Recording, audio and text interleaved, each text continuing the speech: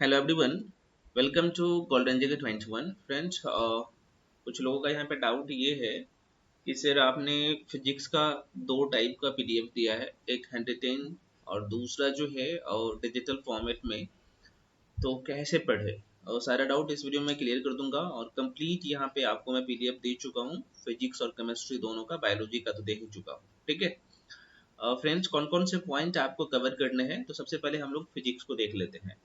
देखिए friends, physics में मैं जो है आपको इसका वीडियो भी कंप्लीट दे दिया हूँ। भौतिक विज्ञान, भौतिक राशियाँ एवं समान मापन, बेसिक बेसिक बातें बता चुका हूँ। उसके बाद जो मैं आपको पढ़ाया हूँ यांत्रिकी, यांत्रिकी में बहुत सारे टॉपिक आ जाते हैं। एग्जाम्पल के तौर पे मैं आपको दिखा देता हूँ और ये सब कवर करवा दिया हूँ बहुत अच्छे से। पूरा यांत्रिकी टॉपिक ही देख सकते हैं। यांत्रिकी में आपको जो टॉपिक कवर होता है मैकेनिक्स में, गति एवं वेग, परछप गति बहुत अच्छे से मैं पढ़ाया हूँ, उत्तोलक बहुत अच्छे से पढ़ाया हूँ, न्यूटन के गति के नियम और घर्षण बहुत कायदे से पढ़ाया हूँ, पूरे डिटेल में पढ़ाया हूँ। उसके बाद कार्य शक्ति एवं ऊर्जा बहुत अच्छे से पढ़ाया हूँ और गुरुत्वाकर्षण, ये सारे टॉपिक मैं आपको पढ़ा चुका हूँ बहुत कायदे से। क्योंकि ये जो आप देख रहे हैं वृत्तीय गति और रेखीय गति, सरल आवर्त गति, ये सब यहीं पे मैंने कवर करवा दिया हूँ। ठीक है, तो आप देख सकते हैं। तो इसका कंप्लीट आपको हैंड रिटेन नोट्स में जो है ये जितने भी टॉपिक अभी मैं बताऊं कितने, तो एक तो पहला था मापन एवं अलग अलग जो राशियां था जहां से क्वेश्चन आते हैं वो, और उसके बाद आप देखते हैं कि 1 2 3 4 5 6 एक साथ 60 टॉपिक मैंने कवर करवा दिया हूँ, जिसका हैंड रिटेन नोट्स में दिया हूँ। ठीक है, और इसका जो है डिजिटल फॉर्मेट में भी मैं नोट्स दिया हूँ। ठीक है, ये तो हैंड रिटेन नोट्स है, आप देख सकते हैं। मैं थोड़ा सा दिखा देता हूँ, है ना। तो पहले आप वीडियो को देखिए, उसके बाद नोट्स को पढ़िए। अब ये उत्तोलक जो चैप्टर था मैंने कंप्लीट करवाया था, उसके बाद यहाँ पे न्यूटन की गति के नियम और घर्षण, ये चैप्टर ही है ना। बहुत अच्छे से मैं पढ़ाया हूँ। जड़त्व के नियम, जड़त्व का, गति का जड़त्व क्या होता है, विराम जड़त्व क्या होता है, बहुत अच्छे से मैं समझाया हूँ। और यहाँ से प्रश्न पूछे भी जाते हैं। और घर्षण आप देख सकते हैं, घर्षण से बहुत प्रश्न पूछे जाते हैं। घर्षण के प्रकार बहुत अच्छे से मैं बताया हूँ। आस्थैतिक घर्षण क्या होता है, सीमांत घर्षण क्या होता है, ये सब बहुत कायदे से मैं पढ़ाया हूँ। ठीक है, उसके बाद जो है कार्य शक्ति एवं ऊर्जा, जहाँ से हमेशा प्रश्न आते हैं, और मैं कंप्लीट करवा दिया हूँ। ठीक है, अब मैं आपको जो डिजिटल उसके बाद यहाँ पे अगला टॉपिक था गुरुत्वाकर्षण, बहुत अच्छे से मैं कंप्लीट करवाया हूँ। और एग्जाम में यार यहाँ से क्वेश्चन पूछ जाते हैं, गुरुत्वाकर्षण को बहुत अच्छे से कवर कर लीजिएगा। सारे की पॉइंट सब कुछ मैंने यहाँ पे पढ़ा दिया हूँ। ठीक है, देख सकते हैं। अब यहाँ पे आपको दिखेगा उसके नीचे गुरुत्वाकर्षण के बाद जो है आपको फिर से फिजिक्स का ये कंप्लीट अपने आप में जो है ये कंप्लीट नोट्स है डिजिटल फॉर्मेट में। ठीक है, चूंकि 69 पीपीएससी का अगर मैं बात करूँ, आपने पैटर्न देखा होगा, और आप बहुत सारे फ्रेंड्स का ये भी था कि सर डिजिटल नोट्स भी दीजिए। तो चूंकि बहुत अच्छे से मैं इसे तैयार किया हूँ और बहुत मेहनत भी लगता है, आप सबको बताया होगा हैंड रिटेन नोट्स में और इसमें, तो ये भी दिया हूँ। ठीक है, तो वहां पे भी आप कहिएगा सर ये चीज तो आपने हैंड रिटेन नोट्स में पहला जो चैप्टर आप देख सकते हैं भौतिक विज्ञान के बारे में बेसिक बातें, मैं वहां भी पढ़ा चुका हूँ। मापन, गति के बल, कार्य, गुरुत्वाकर्षण, यहाँ तक तो मैं वहां पे पढ़ा चुका हूँ। ठीक है, जो नोट्स दिया हूँ हैंड रिटेन वहां पे। उसके बाद आपको दिखेगा तरंग गति, ध्वनि, वेरी वेरी इंपॉर्टेंट चैप्टर है। अभी मैं दिखाऊंगा कैसे आपको कौन कौन से पॉइंट कवर ही करना है इसी वीडियो में। उसके बाद यहाँ पे उष्मा आपको कवर करना है। यहाँ से देखो ये जो है ना हैंड नोट से तो मैं पढ़ाया हूँ, आप जो ये जो पीडीएफ है डिजिटल फॉर्मेट में आप देख सकते हैं, सेम चीज यहाँ पे दिखेगा, तो आप यहाँ से भी रिवीजन कर लीजिएगा, क्या दिक्कत है। क्योंकि साइंस में 30 में, और लगभग मैं आपको कह रहा हूँ ना कि लगभग 22 से 25 क्वेश्चन आपको सही करना है। लेकिन ये जो मैं कंटेंट दिया हूँ उसको तैयार करके जाइए, मैं कह रहा हूँ ना 22 प्लस क्वेश्चन आपका सही होगा, 22 23 24 25 तक आप जाएंगे, है ना। मैं ये पूरा दावा नहीं कर सकता कि भाई आप 30 में 30 ला सकते हैं, है ना। हाँ, लेकिन क्वेश्चन यहीं से आना है 30 में 30, लेकिन आप जो तैयार करेंगे अच्छे से तो लगभग 25 के आसपास में नंबर आराम से ला सकते हैं। और ये 25 नंबर लाना एक्साइलेंट है, मैं फिर से कह रहा हूँ। ठीक है, तो ऐसा नहीं है। उसके बाद यहाँ पे आपको जो तैयार करना है अभी मैं दिखा दूंगा, क्योंकि ये टॉपिक सब आसान है। अभी कैसे कौन कौन से पॉइंट कवर करना है अभी मैं दिखा दूंगा। प्रकाश को, लाइट वाला चैप्टर कितना इंपॉर्टेंट है, हीट वाला चैप्टर कितना इंपॉर्टेंट है, करना ही करना है। दर्पण वेरी वेरी इंपॉर्टेंट है। सबसे बड़ी बात है कि मैं एक एक पॉइंट, उत्तल दर्पण अवतल दर्पण को अलग अलग कर दिया हूँ, इसका उपयोग क्या है ना। मानव नेत्र से संबंधित रोग, वो एक एक कर दिया हूँ। विद्युत धारा से क्वेश्चन आता है, और इसमें मैं इस पीडीएफ में वही चीज लिखा हूँ जो एग्जाम में डायरेक्टली क्वेश्चन आता है, एकदम जीरो से मैं सब कुछ समझाया हूँ। नाभिकीय विखंडन और संलयन से क्वेश्चन आते हैं हमेशा, और कुछ विविध वाला सेक्शन होता है। ये जो क्वेश्चन है आपको नहीं करना है, ठीक है, इतना करना है, क्योंकि मैं मॉक टेस्ट करवा रहा हूँ तो आपका ऑब्जेक्टिव वहीं से कवर हो जा रहा है बहुत अच्छे तरीके से। और घटना चक्र, इतना करने के बाद घटना चक्र का जो पूर्वावलोकन की बुक है वहां से ऑब्जेक्टिव जरूर लगा लीजिएगा। मैं क्यों कह रहा हूँ वहां से ऑब्जेक्टिव लगाने जाइएगा, तो चूंकि आपने आपका कंसेप्ट बहुत अच्छा रहेगा तो सारे ऑब्जेक्टिव आपको हलवा लगेगा, ठीक है, तो वो ऑब्जेक्टिव लगाना है। हाँ, कुछ क्वेश्चन नया दिखेगा, है ना, जैसे यूपीएससी में प्रश्न पूछे गए अलग अलग स्टेट पीसीएस में कुछ क्वेश्चन की मैं बात कर रहा हूँ, तो जो नया दिखेगा तो अच्छे से पढ़ लीजिएगा, यही अप्रोच होता है, ठीक है। और ये तरीका नहीं कोई बताएगा, मैं फिर से कर रहा हूँ। तो मैं आपको लेके चलता हूँ आगे, ठीक है फ्रेंड्स। ये कंप्लीट पीडीएफ है, मैं थोड़ा सा जूम कर लेता, है ना, जो कि मैं आपको दिया हूँ। देखिए सदिश राशि के बारे में यहाँ भी मैं लिख दिया हूँ, हालांकि मैं पहले भी पढ़ाया हूँ, ठीक है। ये सारे की पॉइंट को आपको ना एक बार बार देखना है, एक बार देखने से आपको याद नहीं होगा, ठीक है। ये बात मैं कई बार बता चुका हूँ कि भाई एक बार में याद किसी को नहीं होता है, बार बार देखना होता है, ठीक है। ये जो चार्ट है आप इसे भी देखते रहिएगा, बीपीएससी में एक क्वेश्चन आ जाता है यहाँ से, और ये तो इंपॉर्टेंट है, यहाँ से दो दो क्वेश्चन आता है, महत्वपूर्ण मापन और उपकरण, ठीक है। अब बहुत अच्छे से मैं यार ये सारी चीजें आपको दिया हूँ, ठीक है। थोड़ा सा एक प्रकाश वर्ष का ये जो पूरा जो की पॉइंट है इसे देख लीजिएगा, है ना। एक एस्ट्रोनॉमिकल यूनिट में कितना मीटर होता है, ये तो सब ना, एक पार्सेक को थोड़ा सा देख लीजिएगा, इसका काम क्या होता है, लिख दिया पार्सेक का काम क्या होता है, प्रकाश वर्ष का काम क्या होता है, एस्ट्रोनॉमिकल यूनिट का काम क्या होता है ना। ये सारे की पॉइंट आपको यहाँ पे दिखेगा, इसमें जितने भी की पॉइंट है सबको पढ़ना है, बहुत ज्यादा नहीं होता है, ठीक है। तो ये है महत्वपूर्ण मात्रा, ये सब तो आपको पता ही है ना। ये बहुत इंपॉर्टेंट है ये वाले पॉइंट, ठीक है, जिसे आपको करना ही करना है। मैं दोबारा कर रहा हूँ, मैं पीडीएफ इसका कंप्लीट दे चुका हूँ आपको, तो इसे करना ही करना है। तो यंत्र जैसे जैसे अल्टीमीटर है, आमीटर है, इसका उपयोग किस में होता है, ऑडियोमीटर, एरोमीटर, एनीमोमीटर, एक्सीलरोमीटर, ये सब तो आपको पता है भाई। आप एक्सीलरेटर लेते हैं तो गाड़ी के गति में तेज होता है, नाम से पता चल रहा होगा। बैरोमीटर वेरी इंपॉर्टेंट है, बोलोमीटर, है ना, कैलोरीमीटर, बर्नियर जो है, क्लिपर्स वेरी वेरी इंपॉर्टेंट है ना। ये सब जो है आपको अच्छे से, फाइदोमीटर जो है, गैल्वेनोमीटर, तो ये सब ज्यादा बहुत ज्यादा नहीं होता है। आप क्या करेंगे, बार बार जो देखेंगे ना पीडीएफ को, आप प्रिंट आउट करवा लीजिएगा, मैं फिर से कर रहा हूँ, प्रिंट आउट करवा लीजिएगा। और ये सुविधा तो आपको हर जगह नहीं मिल रहा है, मैं आपको कई बार बता चुका हूँ, ठीक है। इलेक्ट्रोइंसेफेलोग्राफ, आपके जैसे बायोलॉजी में भी हम पढ़े हैं इसके बारे में, हाँ, लेकिन मैं फिजिक्स में भी दे दिया हूँ क्या। डायग्नो सॉरी डायनो डायनोमोमीटर का काम क्या होता है, तो ये सब आपको आपके माइंड में छपा हुआ होना चाहिए, ठीक है। कुछ यहाँ पे भी देख सकते हैं, तो आप एक बार में याद नहीं होगा, बार बार जो आप देखेंगे ना पीडीएफ को, तो आपके माइंड में सेट हो जाएगा।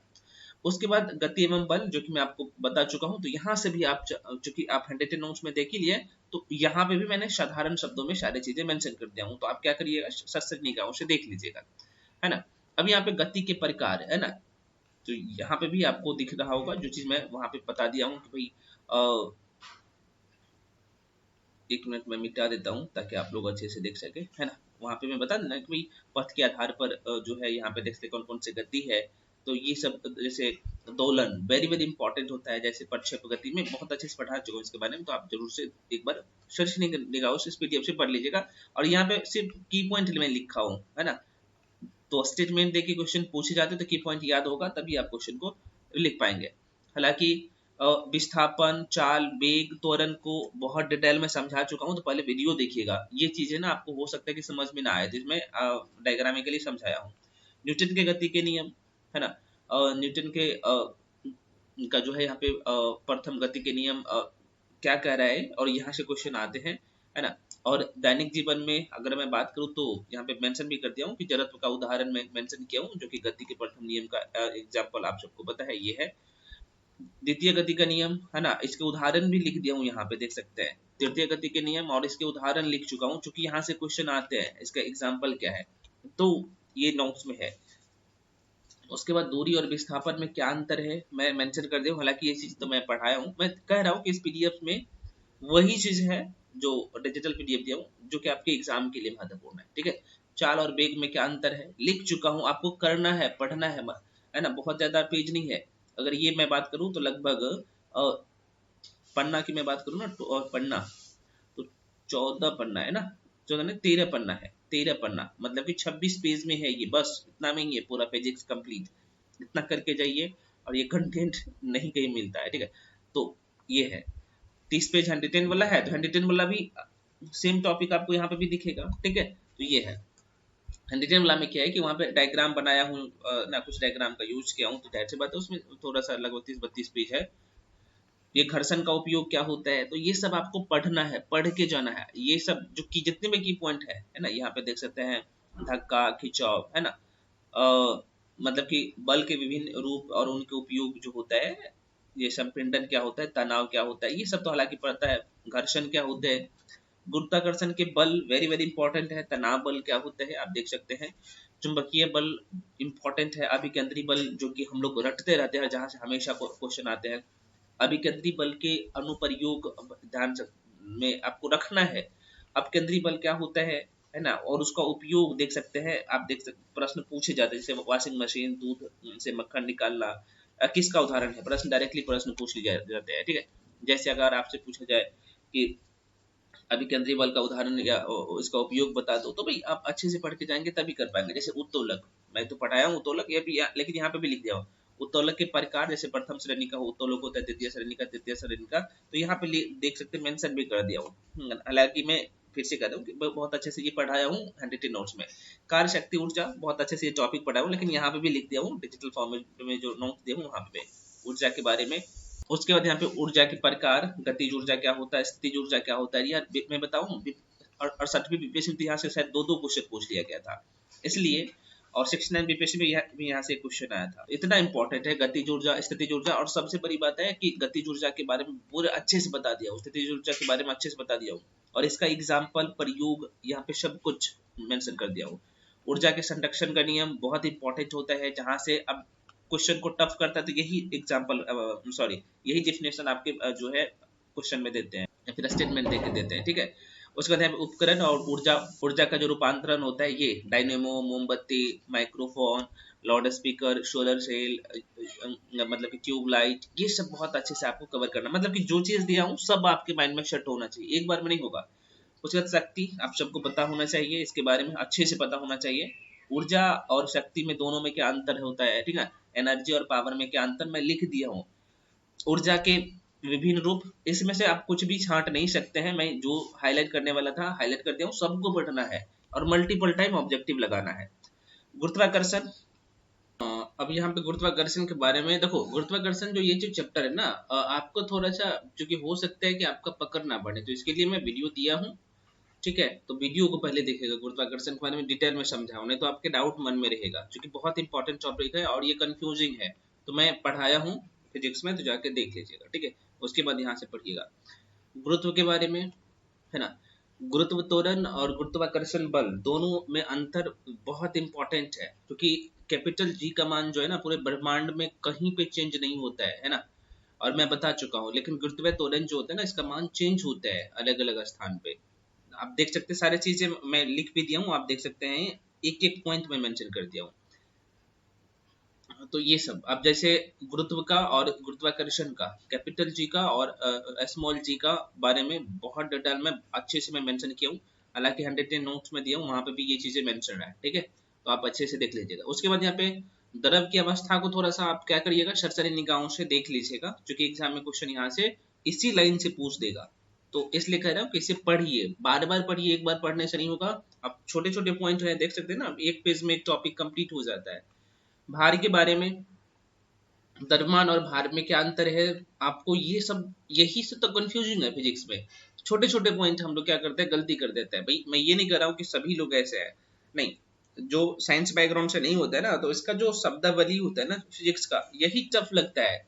3 सब्जेक्ट ऐसे हैं, एक आप लोग का केमिस्ट्री, एक फिजिक्स और एक इकोनॉमिक्स।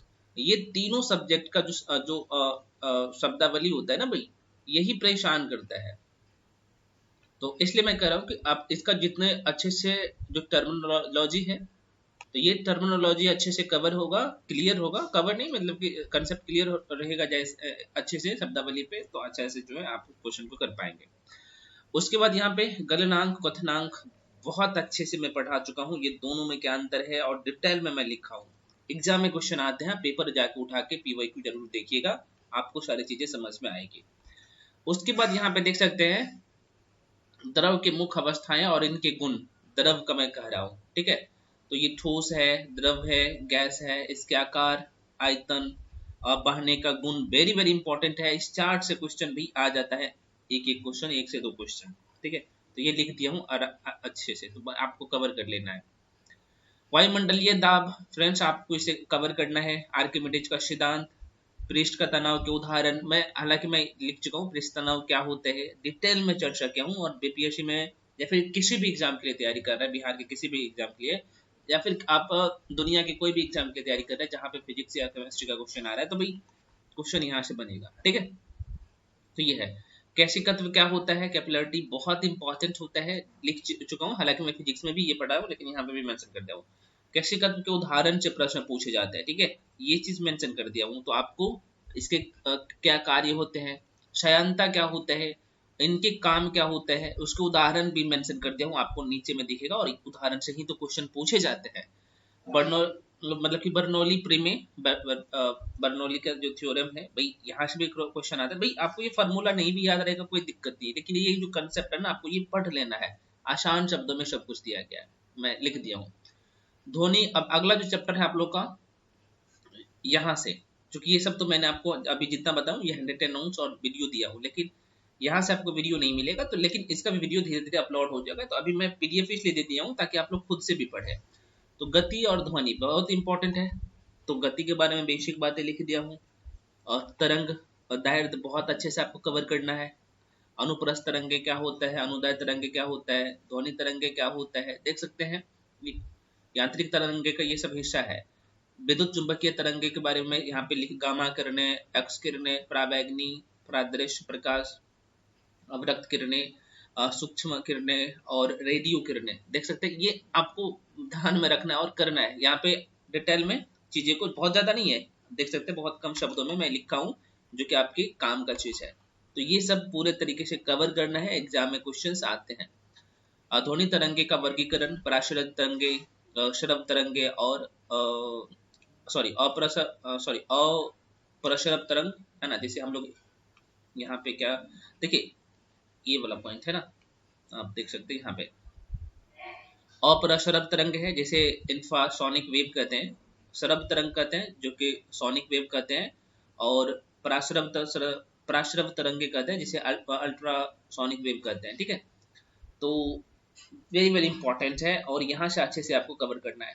तो जो मनुष्य जो सुन सकता है ना, जैसे हम लोग जो सुन सकते हैं, जो ऑडिबल यहाँ पे वेव होता है, जिसे हम लोग सोनिक वेव कहते हैं, सरब तरंगे कहते हैं, जो कि हम लोग सुन सकते हैं। इसका मैं लिख भी चुका हूँ कि इसका जो है 20 से लेके 20,000 हर्ट्ज तक जो है ये इसकी ध्वनि होता है।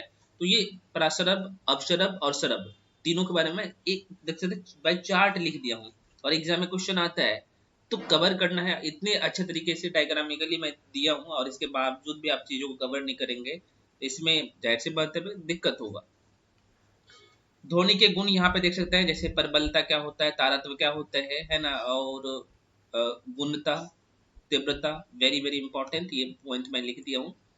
उसके बाद ये जो है ना, ये चार्ट बहुत महत्वपूर्ण है।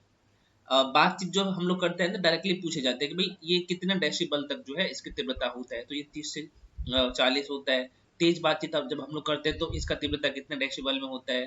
तेज संगीत या शोर होता है तो जो आवाज होता है ये कितने डेसिबल तक होता है। पेड़ पौधे का या फिर पत्तों का जो सनसनाहट होता है तो कितने डेसिबल तक होता है। जो सायरन बजता है पुलिस का, है ना, एम्बुलेंस में, उसका जो आवाज होता है कितने डेसिबल तक होता है ना। इस तरीके से क्वेश्चन पूछे जाते हैं। जैसे औद्योगिक संयंत्र या फिर कारखाने का जो आवाज होता है कितने डेसिबल तक होता है। वेरी वेरी इंपॉर्टेंट ये चार्ट है, ठीक है। अब यहाँ पे मैं वो की पॉइंट लिख दिया हूँ कि विश्व स्वास्थ्य संगठन WHO के द्वारा 45 dB तीव्रता वाली ध्वनि मानव के लिए सबसे उपयुक्त माना है। तो ये लाइन दे के प्रश्न पूछे जाते हैं कि भाई विश्व स्वास्थ्य संगठन जो है ना, कितने डेसिबल ध्वनि को जो है ये मानव के लिए उपयुक्त माना है, तो 45 डेसिबल, वेरी वेरी इंपॉर्टेंट है। अगला पॉइंट मैं यह भी लिख दिया हूँ कि WHO के द्वारा 75 जो डीबी है, डीबी से मतलब होगा डेसिबल से अधिक तीव्रता ध्वनि मानव स्वास्थ्य पर जो है नकारात्मक प्रभाव पड़ता है, ये उनका कहना है। 80 डीबी ध्वनि जो है ना, डेसिबल ध्वनि, इससे अधिक, 80 से अधिक, 80 डीबी से अधिक तीव्रता की ध्वनि जो है शोर मानी जाती है, बहुत ज्यादा शोर होता है ये, ठीक है। तो ये जो है ये चैप्टर था, जो चैप्टर के बारे में मैंने आपको चर्चा किया था अभी, है ना। तरंग ध्वनि, तरंग गति और ध्वनि की चैप्टर था। उसके बाद अगला चैप्टर है आप लोग का फ्रेंड्स, यहाँ पे आप देख सकते हैं heat, very very important chapter है। अब यहाँ पे ना आपको जब भी हीट का नाम लेता हूं तो पीएससी का या फिर बिहार की एग्जाम का ये फेवरेट टॉपिक है, फेवरेट पॉइंट है। कौन सा? डिग्री सेल्सियस, रूमर, फ़ारेनहाइट और केल्विन।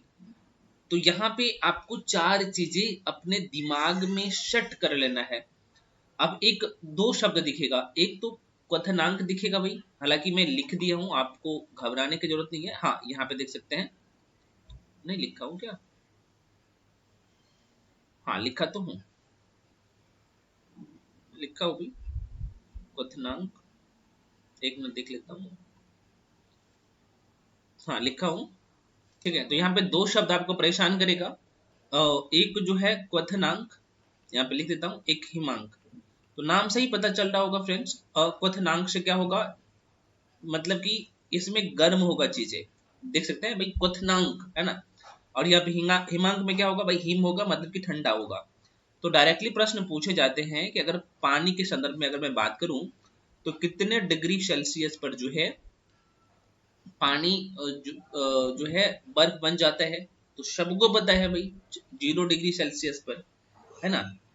अगर सेल्सियस में पूछा जाए तो, अगर आपसे पूछा जाए कि भाई बता दो कि पानी जो है का क्वथनांक क्या होता है, तो जाहिर सी बात है 100 डिग्री सेल्सियस है ना। ये डिग्री सेल्सियस है, ये तो डिग्री सेल्सियस में पूछते हैं तो ये हो जाएगा।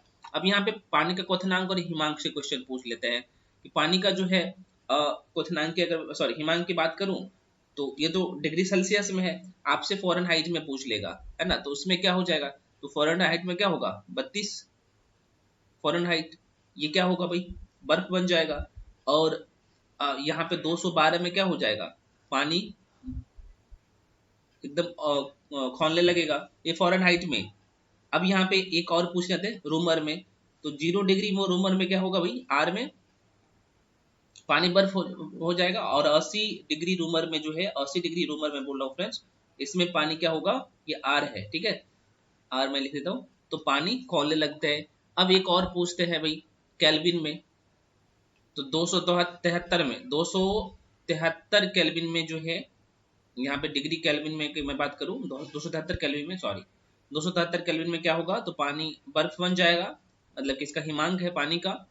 और 373, देखो आराम से याद रखते, 373 केल्विन जो है, इसमें पानी जो है एकदम खौलने लगता है। तो ये प्रश्न पूछे जाते हैं, इस लाइन सबको ध्यान रखिएगा, हालांकि मैं सारे चीजें लिख दिया हूँ, है ना। और इसका फॉर्मूला अगर याद रहेगा ना, तो डिग्री सेल्सियस से आपको फ़ारेनहाइट में चेंज करना रहे या फिर जिसमें भी करना रहे, तो आराम से इस फॉर्मूला से आप देख सकते हैं, ये चारों पॉइंट से मैं लिख भी दिया हूँ, देख सकते बहुत आसान है, आराम से आप इसे याद रख सकते हैं। देखो ये डिग्री सेल्सियस माइनस 0 बटे 100, जाहिर सी बात है। अब बराबर क्या होता है, फ़ारेनहाइट। और फ़ारेनहाइट का सबसे जो न्यूनतम मान होता है, जो पानी की मैं बात करूँ तो ये जो फ़ारेनहाइट में जैसे मैं बताया ना कि सबसे ये पानी का हिमांक है, मतलब कि इतना डिग्री में पानी बर्फ बन जाता है। तो हिमांक कितना है भाई, 32 बटे 180, इस तरीके से याद रख सकते हैं। तो बहुत आसान है, यहाँ पे मैं सारी चीजें मेंशन कर दी, ये फार्मूला आप याद रखिएगा तो चीजों को कन्वर्ट भी कर सकते हैं, ठीक है। तो ये काम करना पड़ेगा, बहुत आसान होता है यार फिजिक्स। इसमें सारे उष्मा का संचरण में आपको चालन क्या होता है, संवहन क्या होता है, विकिरण क्या होता है, ये तीनों पॉइंट को अच्छे से पढ़ना है। और ये सारे पॉइंट मैं लिख दिया हूँ, संवहन के बारे में देख सकते हैं, विकिरण के बारे में, ठीक है फ्रेंड्स। तो ये सब अच्छे से कवर कर लीजिएगा। उसके बाद उष्मा गति की मैं बात करूँ ना, तो इसमें प्रथम नियम और द्वितीय नियम को पढ़ना है, इंपॉर्टेंट है, और यहाँ से क्वेश्चन आते हैं। उसके बाद अगला चैप्टर मैंने आपको बता दिया लाइट का था। लाइट में देखो भाई, ये लाइन कई बार क्वेश्चन में रिपीट हुआ है, ठीक है, तो ये ध्यान रखिएगा। उसके बाद प्रकाश का विवर्तन क्या होता है, प्रकाश का परिकिरणन क्या होता है, और इसके एग्जाम्पल आपको ध्यान रखना है, वेरी वेरी इंपॉर्टेंट है। प्रकाश का परिकिरणन का, स्कैटरिंग ऑफ लाइट का एग्जाम्पल वेरी वेरी इंपॉर्टेंट है, ध्यान रखिएगा। ये चैप्टर भाई लाइट वाला चैप्टर में हम लोग आ गए। प्रकाश का विवर्तन क्या होता है, और इसके भी अब जो है एग्जाम्पल वेरी वेरी इंपॉर्टेंट होता है, मैं लिख भी दिया हूँ, यहाँ पे सारी चीजें देख सकते हैं, आपको याद रखना है, ठीक है। सॉरी, यहाँ पे है। उस बाद प्रकाश के अपवर्तन के कारण जो है जो घटना, कौन कौन से घटना होता है, वेरी वेरी इंपॉर्टेंट है, यहीं से क्वेश्चन आता है। उसके बाद जो मोस्ट इंपॉर्टेंट जो है ना भाई, प्रकाश का पूर्ण आंतरिक परावर्तन, टोटल इंटरनल जो है reflection of light, very very important है। इसमें क्रांति कोण क्या होते हैं, अच्छे से थोड़ा सा पढ़ लेना है, मैं लिख दिया हूँ। और इसके बाद यहाँ पे इसके जो एग्जाम्पल है, इसके उपयोग है, यहाँ पे आप देख सकते हैं। पूर्ण आंतरिक परावर्तन का जो यहाँ पे उदाहरण है, जैसे हीरे का चमकना, रेगिस्तान में मरीचिका का बनना, है ना, जल में परिपरक नली का चमकना, कांच में आई दरार का चमकना, ये सब इसका जो है पूर्ण आंतरिक परावर्तन का उदाहरण है, लिख भी दिया हूँ। और एग्जाम में यहीं से क्वेश्चन आता है। प्रकाशित तंतु का उपयोग क्या होता है, ये पढ़ लेना है, क्वेश्चन आता है, इसलिए मैं कह रहा हूँ कि इसमें से एक भी। अब इंद्रधनुष कितना इंपॉर्टेंट है, प्राथमिक इंद्रधनुष, द्वितीय इंद्रधनुष और प्राथमिक इंद्रधनुष के बारे में लिख दी हूँ सारी चीजें, करना है, पढ़ना है ना। आप लोग करते कि भाई क्या पढ़ना है, तो भाई एक एक करके इसलिए वीडियो लेके आऊँ और आपको दे रहा हूँ। उसके बाद द्वितीय इंद्रधनुष और दर्पण से ये यहाँ से कवर हो जाएगा। एक मैंने अलग से दर्पण वाला जो चैप्टर ही मेंशन कर दिया हूँ। तो यहाँ पे देखिएगा, सबसे बड़ी बात है कि आपको शुरू में दिख जाएगा भाई हमें समतल दर्पण को कवर करना है, गोलीय दर्पण का जाहिर सी बात है हिस्सा है, उत्तल दर्पण और अवतल दर्पण, समतल दर्पण को भी कवर करना है। तो भाई सबसे बड़ी बात है कि एक जगह में सब कुछ लिख दिया हूँ, देख सकते हैं। समतल दर्पण का क्या उपयोग होगा, ये है क्या, सब कुछ मेंशन यहाँ पे है। समतल दर्पण का उपयोग से प्रश्न पूछे जाते हैं, जो कि यहाँ पे लिख दिया हूँ, आपको पढ़ लेना है।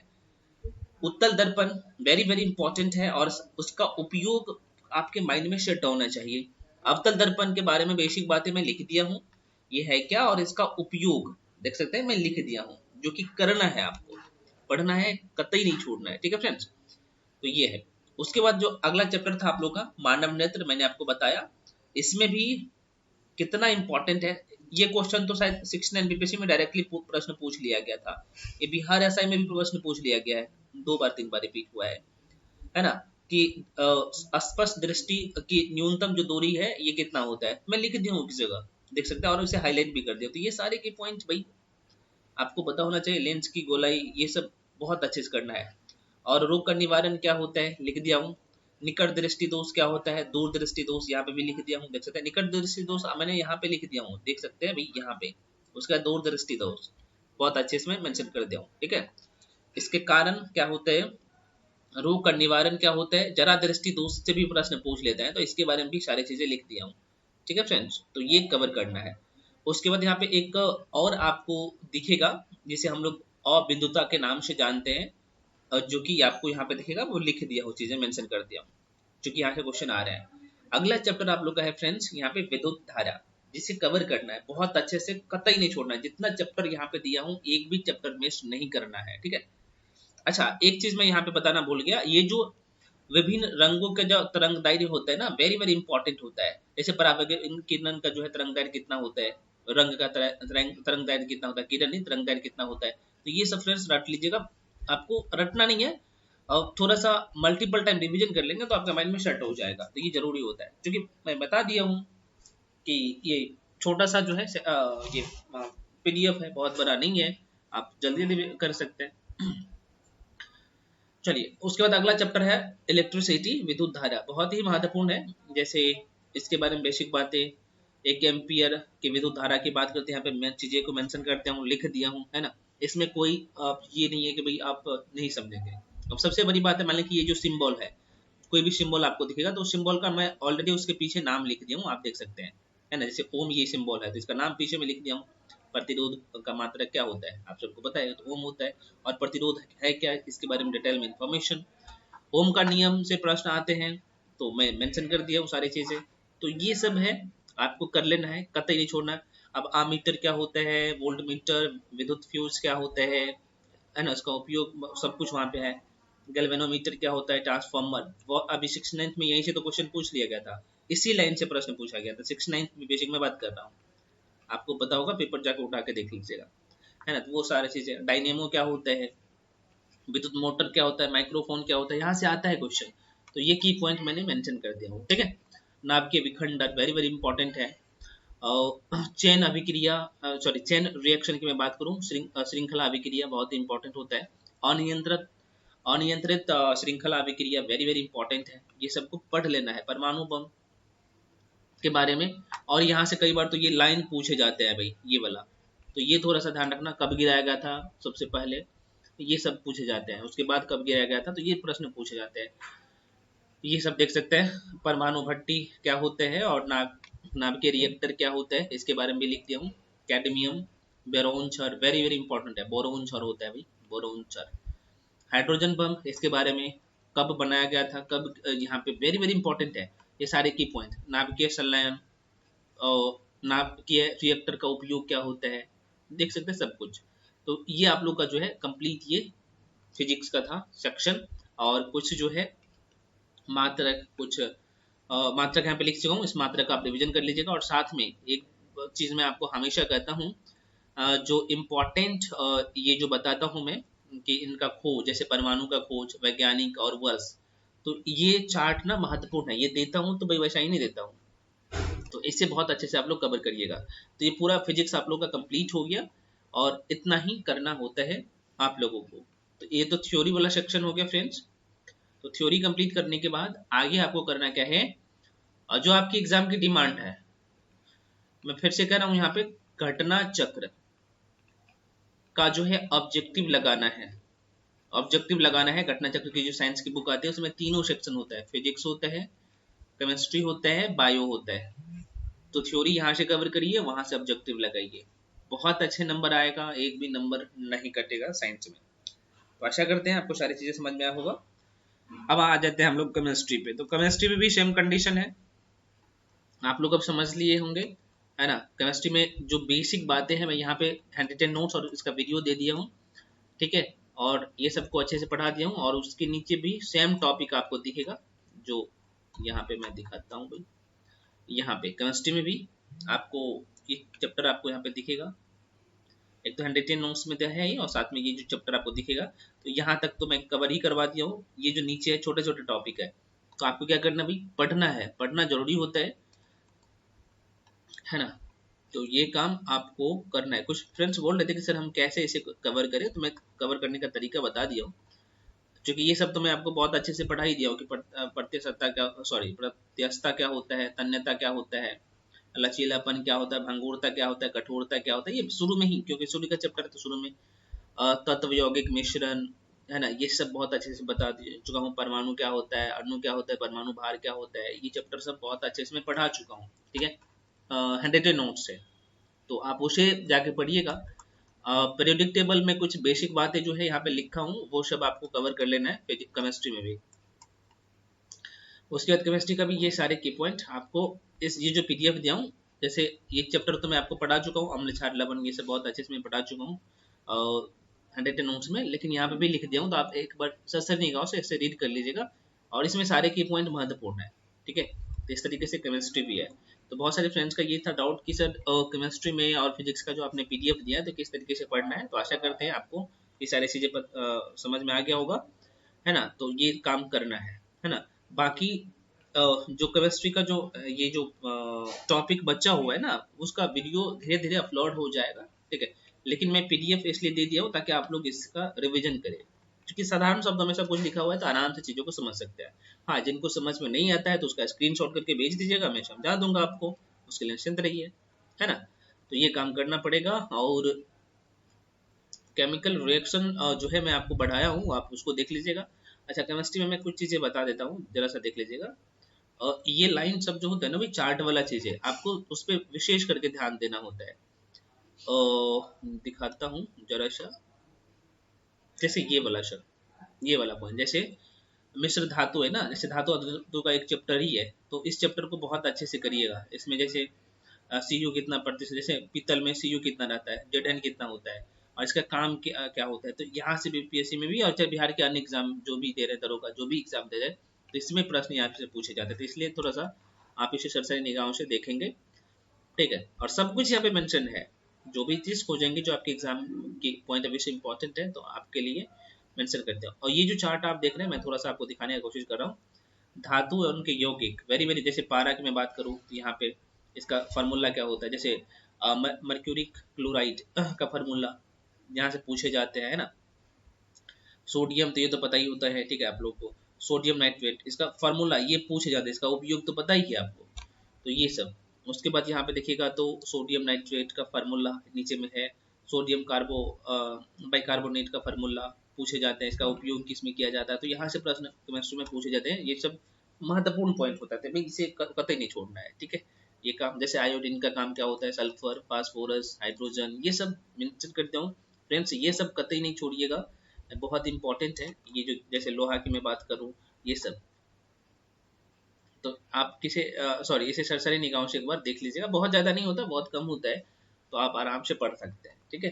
तो ये सारे ये पॉइंट था, और पीडीएफ के लिए जो डाउट था, तो आशा करते हैं ये डाउट क्लियर हो गया होगा आप लोग का अब। और उसके बाद जो भी डाउट रहता है तो आप लोग पूछ सकते हैं बाकी इम्पोर्टेंट जो फैक्ट्स होता है वो भी मैं, जैसे मीथेन हो गया, मिथाइल अल्कोहल हो गया, है ना, एथे एसिटिलीन हो गया, इसका काम क्या होता है, इसका काम लिख दिया हूँ, सबसे बड़ी बात ये है।